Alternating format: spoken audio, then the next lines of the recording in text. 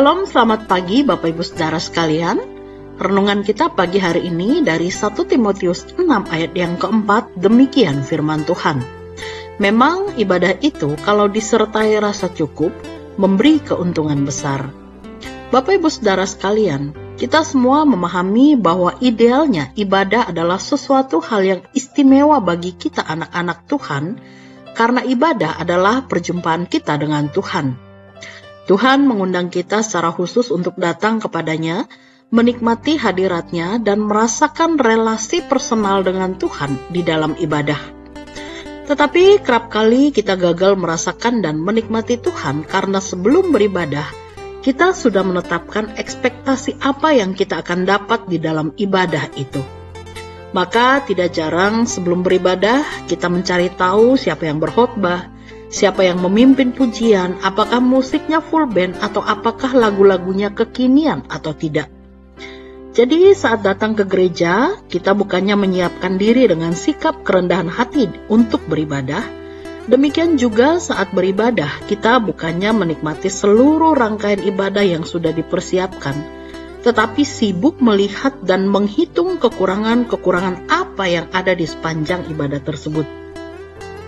Alhasil, ketika ibadah selesai, jangankan memperoleh sukacita, yang ada gerutuan, kritikan yang kita ucapkan, dan kita kehilangan berkat dari ibadah itu. Dan pada akhirnya ibadah bukan lagi menjadi satu kesenangan menikmati perjumpaan dengan Tuhan, tetapi sebuah kegiatan yang di dalamnya menuntut pemuasan keinginan dan idealisme semata. Bapak Ibu Saudara yang dikasihi Tuhan, Paulus dalam suratnya kepada Timotius mengingatkan betapa pentingnya untuk merasa cukup dalam ibadah.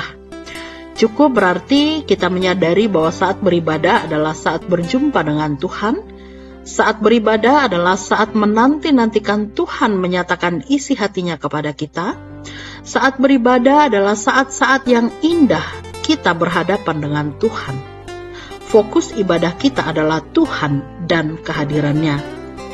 Namun, perlu digarisbawahi bahwa bukan berarti sarana-prasarana penunjang peribadatan tidak perlu. Kerapihan dan keteraturan di dalam ibadah tidak penting, oh tidak. Sarana-prasarana, kerapihan ibadah itu sangat penting, tetapi jangan sampai kita kehilangan esensi dari ibadah itu sendiri, karena disibukkan memikirkan dan menilai sarana-prasarana yang sebenarnya hanya penunjang di dalam peribadatan. Jangan sampai kita mengubah persepsi bahwa yang penting adalah sarana-prasarana penunjang ibadah dan bukan perjumpaan dengan Tuhan. Bagaimanapun esensi dari ibadah itu adalah Tuhan, maka mari fokus kepada Tuhan saat beribadah. Dan Bapak Ibu sekalian, pada akhirnya selamat menikmati setiap peribadatan yang kita ikuti dan selamat mengalami perjumpaan dan merasakan sukacita dengan Tuhan di dalam setiap ibadah kita. Tuhan Yesus memberkati dan menolong kita sekalian, baik dalam menjalani kehidupan kita maupun di dalam peribadatan yang kita ikuti kepada Tuhan. Amin.